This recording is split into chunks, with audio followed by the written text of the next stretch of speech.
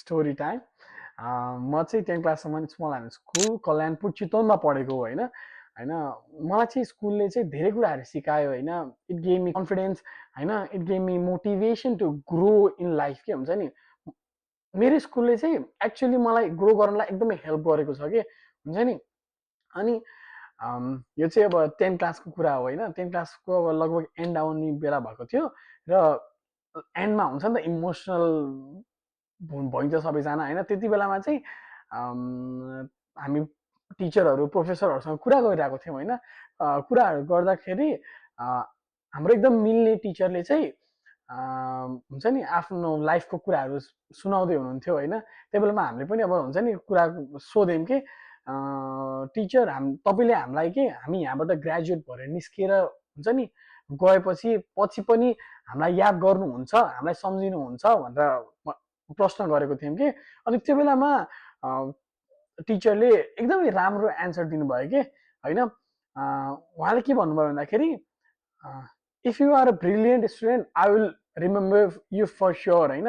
यदि तिमी एकदमै खतरा विद्यार्थी हो भने म तिमीलाई पक्कै पनि याद गर्छु होइन।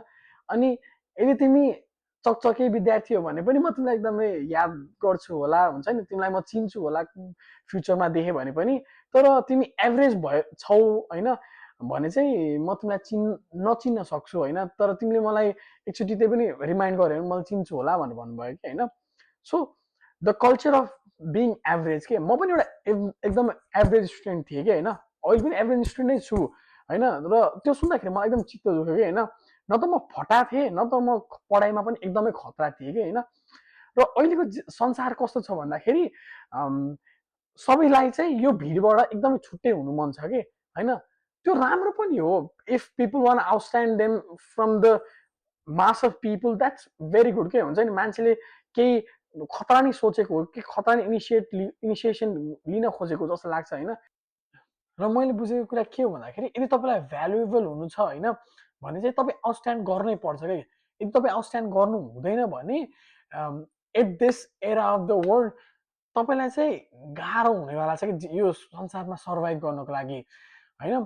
तपाईँमा आउटस्ट्यान्ड गर्ने क्यापेसिटी पनि हुनुपर्छ, तपाईँमा सहनशीलता पनि हुनुपर्छ, तपाईँमा परिपक्वता पनि हुनुपर्छ कि। यदि तपाईँमा यो कुराहरू छैन भने चाहिँ तपाईँ चाहिँ धेरै कुराहरूमा पछाडि पर्ने चान्स छ क्या अबको संसारमा।